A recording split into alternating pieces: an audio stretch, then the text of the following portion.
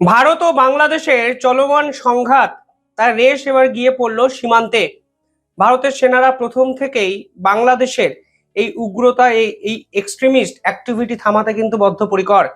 কিন্তু কালকে এমন কিছু ঘটনা ভারত এবং বাংলাদেশ সীমান্তে ঘটলো, তা কিন্তু ভারতের জন্য নিঃসন্দেহে ভয়ঙ্কর। কিন্তু ভারতের সেনাবাহিনীর সদস্যরা গুলি চালাতে বাধ্য হলেন কালকের এই এক্সট্রিমিস্টদের উপর। কি ঘটলো দেখুন। প্রথমে যে ঘটনা সামনে এসছে তা ঘটেছে বাংলা এবং বাংলাদেশ সীমান্তে, বসিরহাটের কাছে। বসিরহাটের কাছে একটি জায়গা আছে যার নাম খোজাডাঙ্গা সীমান্ত। সেই জায়গাটি অত্যন্ত সেন্সিটিভ একটি জায়গা, কারণ দুপারেই অসংখ্য সংখ্যালঘু মানুষ মানে বাংলাদেশের ইসলাম ধর্মাবলম্বী মানুষ বসবাস করেন। এবং বসিরহাট, মালদা, মুর্শিদাবাদ এই পার্টিকুলার জায়গাগুলো দিনের পর দিন হাই অ্যালার্টের আওতায় থাকেন এবং বিএসএফ সদা তৎপরতা কিন্তু এই এলাকায় দেখান। এই খোজাডাঙ্গা সীমান্তে কালকে হঠাৎ করে তিনজন বাংলাদেশি যুবক ভারতবর্ষে ঢুকতে চান এবং স্বাভাবিকভাবে বিএসএফ তাদেরকে আটকান। এবার বিএসএফ আটকানোর সঙ্গে সঙ্গে এখন যে প্রবণতা তৈরি হয়েছে তা হলো বিএসএফ কে পাল্টা আক্রমণ করুন। এবং বিএসএফ যদি গুলি চালায়, মোহাম্মদ ইউনূস বসেই আছেন, তার স্বরাষ্ট্র উপদেষ্টাটা বসেই আছেন বিএসএফ কে নিয়ে, বিএসএফ এর অ্যাক্টিভিটি নিয়ে আন্তর্জাতিক স্তরে বাজার গরম করার জন্য। আর বিজেপি এই আছিলায় দিনের পর দিন অনুপ্রবেশকারীদের বা এই ধরনের বাংলাদেশিদের অ্যালাউ করছেন জিরো লাইন অবধি পৌঁছানোর জন্য। এই খোজাডাঙ্গা সীমান্তে কালকে যখন তিনজন বাংলাদেশি যুবককে আটক করা হয় বিএসএফ এর পক্ষ থেকে, ঠিক তখনই হঠাৎ করে বিএসএফ এর দিকে ইট পাথর সমস্ত কিছু নিক্ষেপ করতে শুরু করেন সেই বাংলাদেশিরা। এবং পরবর্তীকালে বিএসএফ পাল্টা দেয় এবং তাদেরকে কিন্তু হাতে নাতে পাকড়াও করে। কিন্তু এই পুরো ঘটনা আমাদের কাছেও কিন্তু ভয়ানক এক প্রবণতা তৈরি করছে যে বারবার কেন বাংলার সীমান্তকে বেছে নেওয়া হচ্ছে বাংলাদেশিদের পক্ষ থেকে। ঠিক 1 মাস আগে মালদার এরকম একটি ঘটনা সামনে এসেছিল, যেখানে মালদার এক পুলিশ কর্তা মানে সেনা কর্তা তিনি কিন্তু মারা গেছিলেন এই অনুপ্রবেশকারীদের থামাতে গিয়ে। ফলে বারবার মালদা, মুর্শিদাবাদ, বসিরহাট এই সীমান্ত অঞ্চলগুলো অত্যন্ত সেন্সিটিভ এরিয়াতে পরিণত হচ্ছে। তা কিন্তু আমাদের বাংলার সুরক্ষা, পশ্চিমবঙ্গের সুরক্ষা এবং জাতীয় সুরক্ষার জন্য অত্যন্ত ইম্পর্টেন্ট। পাশাপাশি বাংলা সীমান্তে কালকে বিএসএফ আধিকারিকরা গুলি না চালালেও সিলেটের প্রান্তরে কিন্তু গুলি চালাতে বাধ্য হলেন বিএসএফ আধিকারিকরা। এবং বিএসএফ কালকে স্পষ্ট বুঝিয়ে দিয়েছে, ভাই তোরা যাই করিস ভারতীয় সেনাবাহিনীর সঙ্গে অন্তত পাঙ্গাটা নেওয়ার চেষ্টা করিস না। তোরা মুখে বড় বড় কথা বলতেই পারিস, তোরা চিকেন স্নেককে ছিনিয়ে নেওয়ার কথা ভাবতেই পারিস, তোরা শিলিগুড়ি করিডরকে টুকরো করে দেওয়ার কথা বলে বাজার গরম করতেই পারিস, কিন্তু প্র্যাকটিক্যাল ফিল্ডে এখানে দাদাগিরি বিএসএফই করবে। প্র্যাকটিক্যাল ফিল্ডে ভারতই যে জায়গায় ছিল সেই জায়গাতেই আছে। তোরা মিডিয়াতে, সোশ্যাল মিডিয়াতে, এক্স হ্যান্ডেল বিভিন্ন জায়গায় বড় বড় ডায়লগবাজি করতেই পারিস, তাতে কোনো ভুল নেই এবং সেই ডায়লগবাজি করতে ট্যাক্সও দিতে হয় না। সিলেটের প্রান্তরে কালকে 2 বাংলাদেশি অবৈধভাবে ভারতবর্ষে ঢোকার চেষ্টা করেছেন। এবং আরো একটা ইম্পর্টেন্ট বিষয় দেখুন, যাদের উপর গুলি চালানো হয়েছে তাদের বয়সটা এখানে ইম্পর্টেন্ট। তাহলেই আপনারা বুঝবেন কিভাবে এরা নিজেদের মাথাকে ব্রেন ওয়াশ করেছেন এবং কোন প্রবণতা বাংলাদেশের ইয়ং জেনারেশন এবং ইউথদের মধ্যে ছড়িয়ে গেছে খুব সহজে অনুমেয়। সিলেটের প্রান্তরে ভারত সীমান্ত অতিক্রম করে 600 গজ ভিতরে ঢুকে আসে 2 বাংলাদেশি এবং একজনের নাম আসিকুর, অন্যজনের নাম মোসাহিদ। এই মোসাহিদের বয়স 22 এবং আসিকুরের বয়স 19। এক্ষেত্রে বিএসএফ কোনো রিস্ক নেয়নি।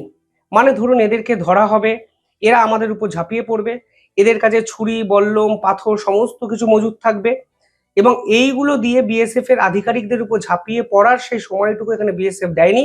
বিএসএফ দেখা মাত্রই গুলি করেছে এবং স্পট ডেড খবরে বেরিয়েছে, মানে রিপোর্টে বেরিয়েছে যে একজন আহত অবস্থায় বাংলাদেশে ফিরে যাওয়ার চেষ্টা করে, কিন্তু হাসপাতালে নিয়ে যাওয়া অবধি তিনি মৃত হয়ে গেছেন, মৃত ঘোষণা করে দেওয়া হয়েছে। ফলে বিএসএফ কিন্তু টোটাল অ্যাগ্রেসিভ ভূমিকায় এখানে নেমে গেছে, তা কিন্তু স্পষ্ট। আর কেনই বা নামবে না? দিনের পর দিন বাংলাদেশ থেকে যেরকম হুমকি বা হুঁশিয়ারি, ফাঁকা আওয়াজ ভারতকে কেন্দ্র করে আসছে, তার রেশ কি সীমান্তে পড়বে না? নিঃসন্দেহে পড়বে।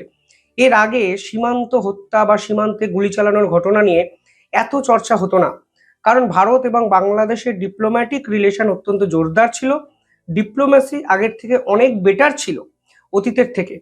ফলে দুই দেশের ফ্ল্যাগ মিটিং হতো, যে যারা ধরা পড়তেন একে অপরকে ফিরিয়ে দেওয়া হতো। এটাই কিছু ক্ষেত্রে হওয়া উচিত বলে আমার ব্যক্তিগত মনে হয়।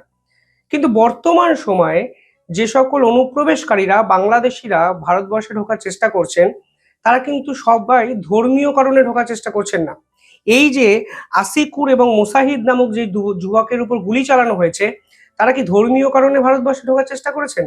কিংবা বসিরহাট থেকে যে 3জন ইসলামিস্ট মানুষ ভারতবর্ষে ঢোকার চেষ্টা করেছেন, তারা কি ধর্মীয় কারণে ভারতবর্ষে ঢোকার চেষ্টা করেছেন?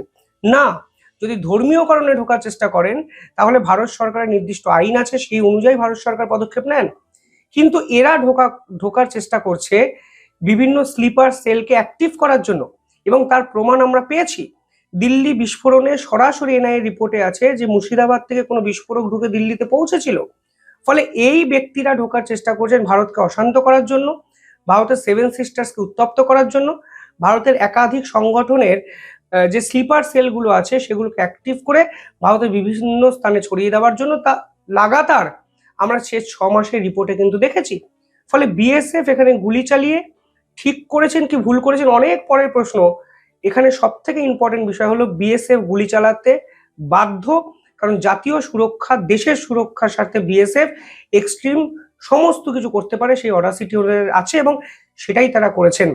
ফলে কোনো রাজনীতির জায়গা নেই এক্ষেত্রে। পাশাপাশি চিকেন স্নেক রিলেটেড একাধিক পর্যবেক্ষণ কালকে ভারতের সেনাবাহিনীর পক্ষ থেকে করা হলো। ভারত ইতিমধ্যে 4র্থ মিলিটারি বেসের ঘোষণা করেছে। আমি আপনাদের সামনে সেই রিপোর্ট নিয়ে এসেছিলাম, যেখানে চট্টগ্রাম থেকে মাত্র 50 কিলোমিটার দূরে হচ্ছে ভারতের মিজোরামে নতুন মিলিটারি বেস। এবং কালকে যে রিপোর্ট সামনে এসেছে সেখানে বলা হচ্ছে সেই মিলিটারি বেসে 17 মাউন্টেন স্ট্রাইক কর্পস তৈরি হচ্ছে, অর্থাৎ পর্বত সংকুল জায়গায় অ্যাক্টিভ আরো বেশি জোরালো পদক্ষেপ নেওয়ার জন্য এই ধরনের কর্পস তৈরি করা হচ্ছে ভারতের সেনাবাহিনীর পক্ষ থেকে। এবং সেখানে একাধিক বাংকার তৈরি করা হচ্ছে, বিস্ফোরণ প্রতিরোধী অস্ত্র কেন্দ্র তৈরি করা হচ্ছে, আশ্রয় কেন্দ্র তৈরি করা হচ্ছে, কৃত্রিম বাঁধ এবং গোপন অস্ত্রাগারও তৈরি করা হচ্ছে, যা কিন্তু একাধিক মিডিয়া রিপোর্টে আমাদের সামনে এসছে। ফলে চট্টগ্রামকে একদম লক করার দিকে ভারত সরকার চলে গেল। চিকেন স্লেক সিল্ড হয়ে গেল।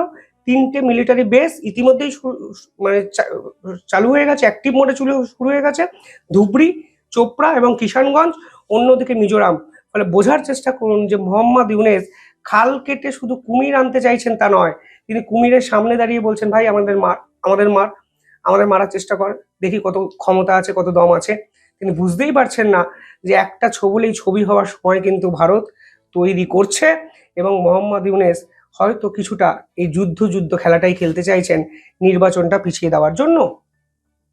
ফলে সব মিলিয়ে কালকে সীমান্ত ফের অশান্ত হলো এবং 2জন বাংলাদেশি বেঘরে প্রাণ হারালেন। কিভাবে দেখছেন পুরো বিষয়টি কমেন্টে জানাবেন।